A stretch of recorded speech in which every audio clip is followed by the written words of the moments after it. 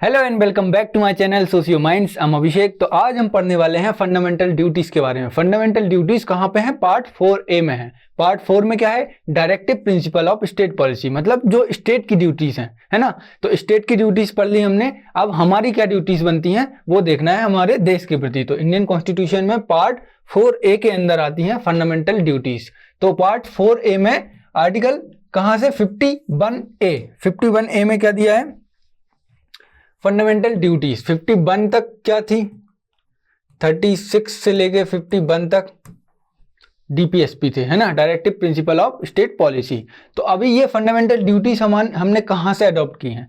तो हमने अडॉप्ट की हैं इसको यूएसएसआर के कॉन्स्टिट्यूशन से, है ना। सोवियत यूनियन था ना उस टाइम पे, तो वहां से हमने इसको अडॉप्ट किया है। किसको? फंडामेंटल ड्यूटीज के मॉडल को। फिर देखो, जब इनिशियली हमारा कॉन्स्टिट्यूशन बना था 1950 में, जब हमने इसको अडॉप्ट इन्फोर्स किया था, तो उस टाइम पे फंडामेंटल ड्यूटीज का कोई कॉन्सेप्ट नहीं था। फंडामेंटल ड्यूटीज हुआ नहीं करती थी। हमने पहले कहीं जो देखो, हमने जब कॉन्स्टिट्यूशन बनाया था तो क्या किया था? हमने सोर्सेस लिए थे, मतलब दूसरे जो कंट्रीज के कॉन्स्टिट्यूशन जो पहले से बने हुए थे उनको उठा के और हमने अपने कॉन्स्टिट्यूशन को बनाया।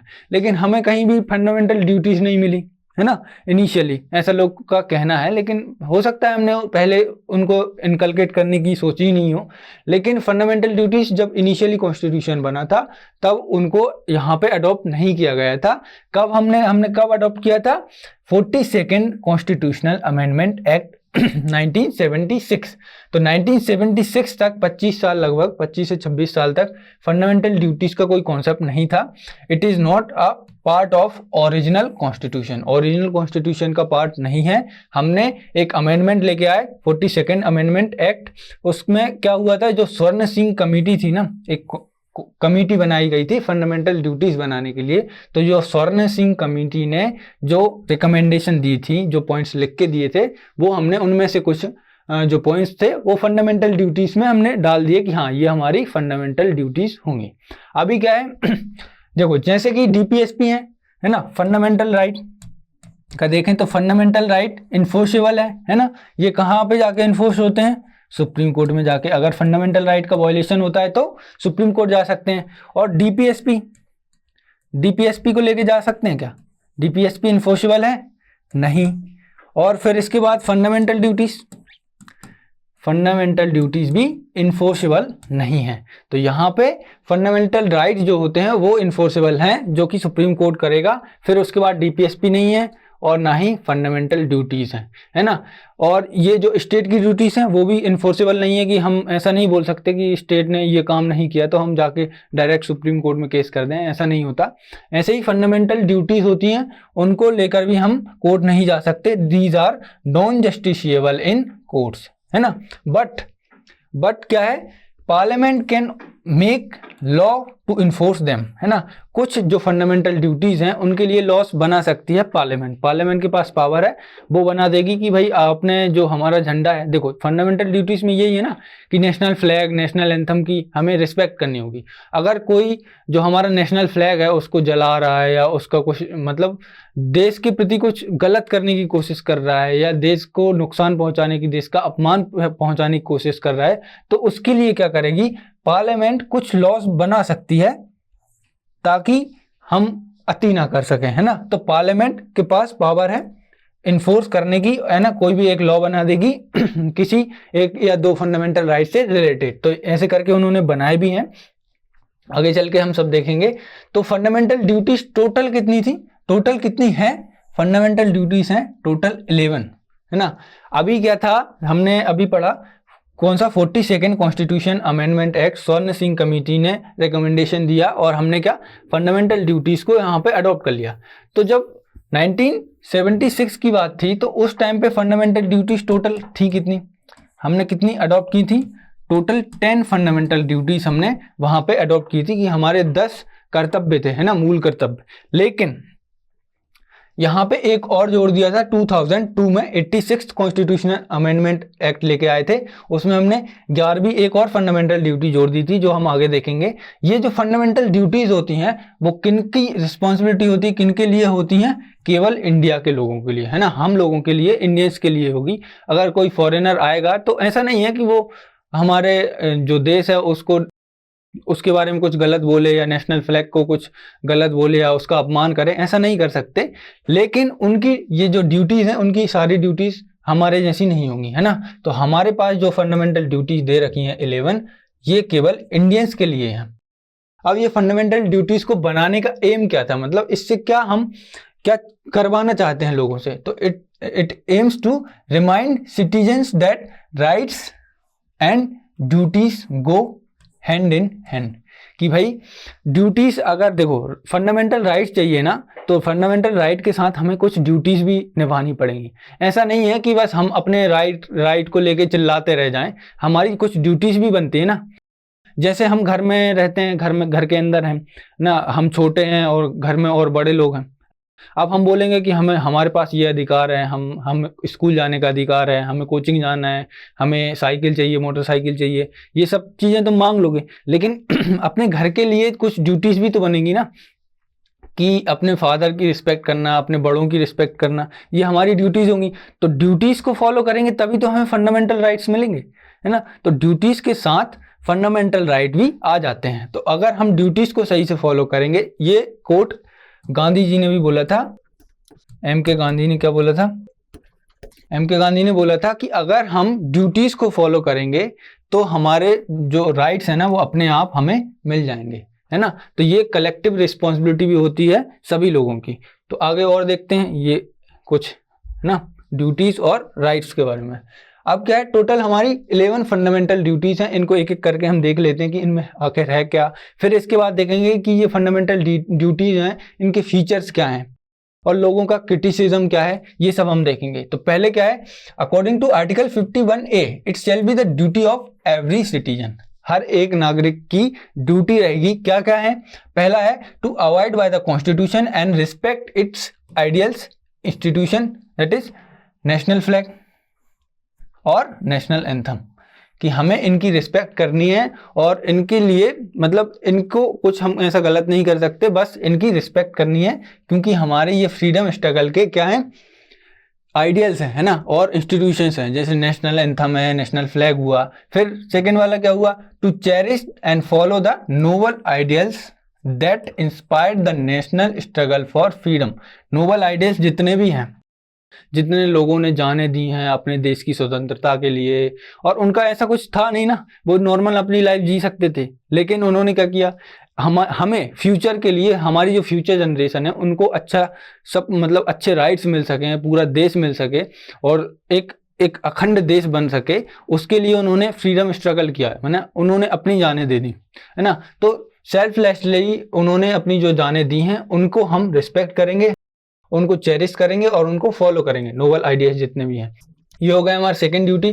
फिर to uphold and protect the sovereignty, unity and integrity of India, कि हमारी सोवरेनिटी को, हमारी कंट्री की सोवरेनिटी को, यूनिटी को और इंटीग्रिटी को बनाए रखेंगे, ये हमारी ड्यूटी है।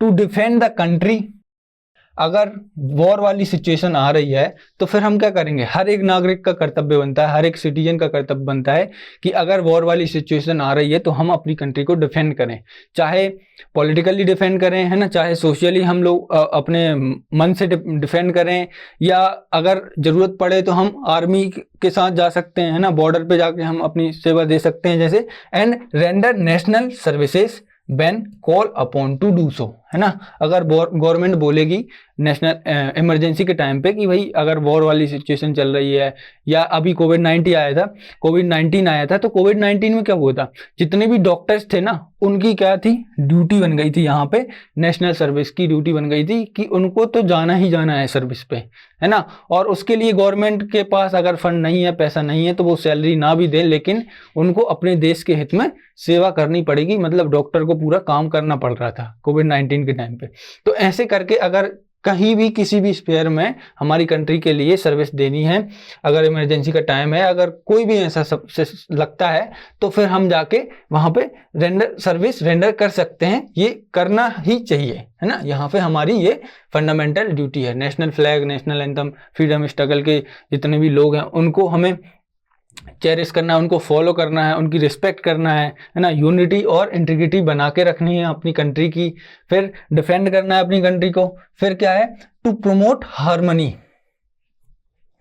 And the spirit of common brotherhood, कि भाई यहाँ पे फ्रेटर्निटी की भावना रखेंगे, हार्मनी रखेंगे अपनी सोसाइटी में। ये सब हम क्या करेंगे, प्रमोट करेंगे, हम कोशिश करेंगे कि ऐसा ही बन के रखे, पीस रहे हमारी कंट्री में। तो ये है। फिर amongst all the people of India transcending religious, linguistic और रीजनल और सेक्शनल डाइवर्सिटी, है ना। इस स्पेयर में कोई भी रिलीजियस हार्मनी रहेगी, लिंग्विस्टिक हार्मनी रखेंगे, है ना, और जितनी भी सेक्शनल डाइवर्सिटी है, पूरी कंट्री की डाइवर्सिटी को एक करके रखने की कोशिश करेंगे, शांति कायम करने की कोशिश करेंगे। हर एक इंडिविजुअल का राइट की ड्यूटी है और कलेक्टिवली हम सबकी ड्यूटी है। And to renounce practices derogatory to the dignity of women. अगर कोई ऐसी प्रैक्टिसेस चल रही हैं हमारी सोसाइटी में, जैसे अभी ट्रिपल तलाक है ना, तो ट्रिपल तलाक को बैन किया था, कि इंस्टेंट ट्रिपल तलाक को बैन कर दिया था, जिससे क्या हो रहा था, जो ट्रिपल तलाक था ना, तो मुस्लिम जो वुमेन थी ना, उनको राइट नहीं मिल पा रहा था, उनको एकदम से तलाक मिल जा रहा था, है ना, उनको अपने आप को डिफेंड करने का मौका नहीं मिल पा रहा था, इसीलिए इसको हटा दिया गया। तो कोई भी ऐसी प्रैक्टिसेस जो वुमेन को अफेक्ट करें, चाहे वो पहले से चली आ रही हो, चाहे कोई नई आ रही हो, तो हम उनको क्या करेंगे, उनको यहाँ से हटाएंगे, है ना, कोशिश करेंगे कि इनको नहीं माने। तो ये हमारी इंडिविजुअल और कलेक्टिव रिस्पॉन्सिबिलिटी बनती है इनके प्रति। फिर क्या है, to value and preserve the rich heritage of the country, composite culture. हमारा जो रिच हेरिटेज पहले से चला आ रहा है, पूरा कल्चर चला आ रहा है, उसको प्रिजर्व करने की ड्यूटी भी हमारी है ना, क्योंकि जो हमारा पहले से कल्चर चला आ रहा है, उसी से तो पूरी कंट्री का निर्माण हुआ है ना। पूरी हेरिटेज, इन सब चीज़ों की भी हमें क्या है, इनको प्रोटेक्ट करके रखना है, प्रिजर्व करके रखना है। To protect and improve the natural environment including forest, lakes, rivers, wild life and to have compassion for living creature. यहाँ पे नेचुरल एनवायरनमेंट को प्रोटेक्ट करना है, इंक्लूडिंग द फॉरेस्ट को प्रोटेक्ट करने की, तो फॉरेस्ट को प्रोटेक्ट करने के लिए बहुत सारे लॉज भी बनाए गए हैं। जैसा कि पार्लियामेंट के पास पावर है, तो यहाँ से लॉज भी बना सकते हैं। जो लेक्स होते हैं, पानी का रिजर्वोयर होते हैं, उनको प्रोटेक्ट करना है, वाइल्ड लाइफ को प्रोटेक्ट करना है, कि हर एक जितने भी एनिमल्स हैं, कोई इंडेंजर्ड स्पीसीज होते हैं, एंडेंजर्ड स्पीसीज, ये सब हम पढ़ते हैं ना सोशल में, तो ये सब, इन सब स्पीसीज को प्रोटेक्ट करना, ये हमारी ड्यूटी रहेगी। और जितने भी लिविंग क्रिएचर्स हैं, है ना, जितने भी एनिमल्स हैं, जितने भी जीव हैं ना, सबको हम क्या करेंगे, उनके लिए हार्मनी रखेंगे, उनके लिए कंपैशन रखेंगे, उनके लिए कुछ फीलिंग ऐसी रखेंगे कि अगर घर पे कोई जैसे जानवर आया है, तो उसको ऐसा नहीं है, जैसे सुप्रीम कोर्ट ने भी ऐसे ही बोला था कि अगर कोई जीव आपके घर पे गेट पे आके खड़ा हो रहा है और आपसे खाने की डिमांड कर रहा है, तो वो कुछ ना कुछ ऐसा सोच के आया होगा ना। पहले तो ये सोच के भी आया होगा कि हो सकता है मैं जाऊं और मुझे मार के भगा दे, लेकिन फिर भी वो उम्मीद लेके आया है। तो कम से कम हमारी इतनी ड्यूटी बनती है कि हम एक टाइम का उसको खाना खिला सकें। तो ये हमारी क्या ड्यूटी बनती है। To develop scientific temper, humanism और spirit of inquiry and reform. हम क्या रूढ़िवादी सोचों को नहीं मानेंगे, है ना, जो ऐसे बात करते हैं ना कि भाई पीपल के नीचे भूत रहता है। पीपल के नीचे रात में क्या होती है, कार्बन डाइऑक्साइड छूटती है, जिसकी वजह से लोगों को घुटन टाइप की महसूस होती है, जिसकी वजह से उन्होंने बोल दिया कि भाई भूत रहते हैं। तो ये सब चीज़ों को मानना नहीं है। साइंटिफिक तरीके से हम चीज़ों को क्या करेंगे, फिल्टर करेंगे कि हाँ ये साइंटिफिक है, ये चीज़ें ऐसी हैं। तो इस तरीके से क्या हम अपने आप को, अपने माइंड को सही से रख सकते हैं। फिर ह्यूमनिज्म की भावना, spirit of inquiry and reform, कि ऐसा नहीं है कि जो बोल दिया जा रहा है वैसा ही कर रहे हैं, कुछ इंक्वायरी करेंगे ना, पहले हम जानेंगे कि अच्छा ये रियल में हो रहा है कि नहीं, कोई भी सिस्टम है कैसे काम करता है, तो उसके पीछे हमें जानने की कोशिश करनी होती है हर एक चीज़ के लिए। तो ये हमारी ड्यूटी है। फिर क्या है, to safeguard public property and absorb violence. भाई जो पब्लिक प्रॉपर्टी होती है ना, पार्क वगैरह, रोड्स वगैरह, है ना, तो यहाँ पे क्या है, पॉल्यूशन को देखना होगा हमें, हम कचरा कहीं भी नहीं फेंकें, है ना, पब्लिक प्रॉपर्टी को हम डैमेज नहीं करें, कुर्सियाँ नहीं तोड़ें, ऐसे ये होती है ना प्रोटेस्ट वगैरह होती है, उसमें क्या करते हैं, पब्लिक प्रॉपर्टी में आग लगा देते हैं, है ना। ट्रांसपोर्ट वाली बसें रहती हैं, वो भी तो पब्लिक प्रॉपर्टी ना, सबके लिए ही बनाई गई हैं, उसको डैमेज कर देते हैं। अल्टीमेटली क्या कर रहे हैं, हम अपना ही नुकसान कर रहे हैं। तो उसको हमें देखना है कि भाई उसको सेव करके रखना है, ऐसा नहीं करना है। और एब्जॉर्ब वायलेंस को कंट्रोल करने की कोशिश करना है कि वायलेंस ना हो पाए, है ना। फिर क्या है, to strive towards excellence in all spheres, है ना, of individual and collective activity so that nation constantly rises at higher level and endeavour achievement. यहाँ पे हमें क्या करना है, एक्सीलेंस की तरफ भागना है ना। सिंपल सी बात है कि भाई आगे बढ़ते रहना है ना, देश को कंट्रीब्यूट करना है तो हमें खुद को आगे बढ़ के रहना होगा, हमें खुद को आगे बढ़ना होगा। तो ये है टू प्रोवाइड। अब लास्ट वाली क्या है, ये क्या है, 86th कॉन्स्टिट्यूशनल अमेंडमेंट एक्ट के तहत जोड़ी थी, जो कि 2002 में हुआ था। ये लास्ट वाली है, इसको हमने बाद में जोड़ा था 2002 में। क्या था इसमें, to provide opportunities for education to his child और ward between the age of 6 to 14 years. अगर आपका बच्चा है, आपने भले ही उसको अडॉप्ट किया है, कैसे भी आपका बच्चा होता है, यदि आप उसके गार्जियन हैं तो आपकी क्या प्राइमरी ड्यूटी बनती है कि आप अपने चाइल्ड को कम से कम 6 से 14 साल तक एजुकेशन प्रोवाइड करें, है ना। एजुकेशन प्रोवाइड करना मतलब ये है कि उनको पढ़ाने लिखाने की जितनी भी सुविधाएं दे सकते हैं आप दें, भले ही वो ना पढ़े वो बात अलग है, लेकिन यहाँ पे 6 to 14 की एज जो है ना, यहाँ तक के बच्चों को पढ़ाना जरूरी है, आपकी ड्यूटी बनती है, हर एक पेरेंट की ड्यूटी बनती है। ये कहाँ जोड़ा था, 86th कॉन्स्टिट्यूशनल अमेंडमेंट एक्ट में जोड़ा था। तो फंडामेंटल ड्यूटीज टोटल 11 है, हमने एक एक करके देख ली हैं कि हर एक का क्या मतलब है। जैसे पहला, national flag, national anthem, noble ideal, sovereignty, unity, defend करना अपनी कंट्री को, हार्मनी रखना, कॉमन ब्रदरहुड रखना, फिर हेरिटेज को और कल्चर को बचा के रखना, नेचुरल इन्वायरमेंट को बचा के रखना, साइंटिफिक टेम्पर रखना, इंक्वायरी और रिफॉर्म की भावना रखना अपने अंदर कि हाँ हम इंक्वायरी कर सकते हैं। फिर क्या है, to safeguard public property, violence को एब्जॉर्ब करना, एक्सीलेंस करना, अपने आप को और आगे बढ़ा के रखना, हर एक चीज में मतलब ऊपर ले जाना, है ना, पढ़ाई में या हर एक चीज में, ताकि हम देश को कंट्रीब्यूट कर सकें। फिर यहाँ पे लास्ट वाली क्या है, 6 to 14 ईयर्स ऑफ एज आपको एजुकेशन प्रोवाइड करनी है अपने चाइल्ड को, ये भी आपकी ड्यूटी बनती है। तो अभी हमने ड्यूटीज पढ़ ली कि 11 ड्यूटीज हैं हमारी, क्या क्या हैं। अभी इनके फीचर्स पढ़ते हैं कि हर एक ड्यूटी का क्या फीचर होगा। ये जो हमने ड्यूटीज पढ़ी हैं इनके क्या क्या फीचर्स हैं। जैसे जो पहला फीचर है मोरल ऑब्लिगेशन, ये क्या हमारे ऊपर मोरल ऑब्लिगेशन डालते हैं कि it aims to remind citizens of their duties in return for the fundamental right enjoy by them. हमने पहले ही बात की थी कि अगर हम फंडामेंटल राइट को एंजॉय कर रहे हैं तो उसके रिटर्न में हमें क्या करना होगा, फंडामेंटल ड्यूटीज को फॉलो करना होगा, फंडामेंटल ड्यूटीज को मानना होगा, तो तभी जाके हम फंडामेंटल राइट्स को अच्छे से एंजॉय कर सकते हैं। ये हमारे पास मोरल ऑब्लिगेशन है। फिर क्या है फीचर, और प्रमोट नेशनल स्पिरिट, है ना।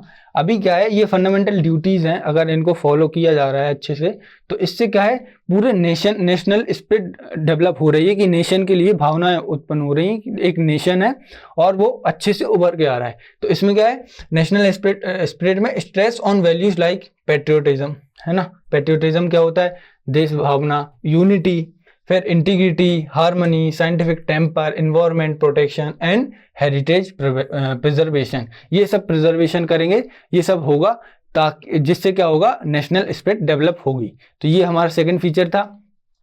थर्ड फीचर क्या है, balance of rights and duties, they balance individual right with collective responsibilities. अभी क्या है, हर एक के पास फंडामेंटल राइट है वो जो कि इंडिविजुअल राइट है, तो इंडिविजुअल राइट के साथ कलेक्टिव रिस्पॉन्सिबिलिटी भी यहाँ पे बताई जा रही है कि हमारी रिस्पॉन्सिबिलिटी कौन कौन सी होती हैं। तो हमारी रिस्पॉन्सिबिलिटी को हम यदि निभाएंगे तो फंडामेंटल राइट अपने आप हमें मिल जाएंगे। फिर क्या है, हेल्प कोर्ट इन इंटरप्रिटेशन। अब जैसे कि फंडामेंटल राइट्स हैं, है ना, फंडामेंटल राइट तो हेल्प करेंगी किसको, कोर्ट को, ताकि वो कॉन्स्टिट्यूशन को इंटरप्रेट कर सकें कि भाई हाँ बता सकें कि कॉन्स्टिट्यूशन में इस तरीके से फंडामेंटल राइट दिए हैं तो लॉ इस तरीके से ही बन पाएंगे, क्या बेसिक स्ट्रक्चर है, क्या क्या है, तो ये सब बताता है फंडामेंटल राइट से हमें पता चल जाता है। फिर उसके बाद डीपीएसपी है, डीपीएसपी भी क्या करते हैं, कोर्ट्स को हेल्प करते हैं ना, किसी भी कानून को या पूरे कॉन्स्टिट्यूशन को देखने में कि कॉन्स्टिट्यूशन कैसा है, क्या बनाना है और क्या हमें जजमेंट देना है, तो उसको देख के ही इंटरप्रेट करते हैं ना। फिर फंडामेंटल ड्यूटीज, ये भी देखते हैं, इन तीनों को देखकर ही कोर्ट क्या है, इंटरप्रिटेशन लगाता है पूरे कॉन्स्टिट्यूशन की। तो दो नॉन जस्टिशिएबल, ये जस्टिशियबल नहीं है, but they are used by the court to interpret constitution provision and to जज द वैलिडिटी ऑफ लॉ, है ना। कोई भी लॉ बनाया गया है तो उसकी वैलिडिटी को चेक करने के लिए इन तीनों का यूज करते हैं कोर्ट्स, ताकि एग्जैक्ट पता लगा सकें कि हाँ कॉन्स्टिट्यूशन के अकॉर्डिंग ही ये लॉ बनाया गया है। तो ये हमारे फीचर्स हो गए। मोरल ऑब्लिगेशन डालते हैं, नेशनल स्पिरिट को प्रमोट करते हैं और राइट्स एंड ड्यूटी में बैलेंस बना के रखते हैं। फिर क्या है, कोर्ट को हेल्प करते हैं ताकि वो इंटरप्रेट कर सकें कॉन्स्टिट्यूशन को, है ना। अभी हमने फंडामेंटल ड्यूटीज पढ़ ली हैं, उसके फीचर्स पढ़ लिए हैं, लेकिन कुछ उसके अंदर कमियां भी हैं, है ना, तो उनको भी देख लेते हैं। क्रिटिसिज्म ऑफ फंडामेंटल ड्यूटीज, जिसमें पहले क्या है, नॉन जस्टिसिएबल इन नेचर, कि भाई फंडामेंटल ड्यूटीज तो बना दी हैं लेकिन ये इन्फोर्स करने के लिए कोई अथॉरिटी नहीं है कि भाई लिख तो दिया है कि फंडामेंटल ड्यूटी है, अगर कोई नहीं कर रहा, है ना। प्रॉपर्टी को भी डैमेज करते हैं रियल में, अभी हम देखते भी रहते हैं, लेकिन उसके लिए कुछ कानून भी होने चाहिए। तो they are not legally enforceable just like directive principle, DPSP जैसे होते हैं वैसे ये हैं। No direct punishment penalty for violation, है ना, अनलेस पार्लियामेंट मेक्स लॉ। अगर पार्लियामेंट लॉ बनाती है तभी जाके किसी भी ड्यूटी के लिए हमें क्या है, पेनल्टी लगानी पड़ सकती है, कि पेनल्टी लग जाएगी। लेकिन यहाँ पे डायरेक्ट नहीं है कि डायरेक्ट पनिशमेंट मिल जाए या कुछ हो जाए, अगर पार्लियामेंट बोलती है तभी होता है। हालांकि ये भी बोल सकते हैं कि भाई फीचर ही है कि भाई ऐसे नहीं है, लेकिन इसको क्रिटिसिज्म में देख सकते हैं कि it is non justiciable in nature.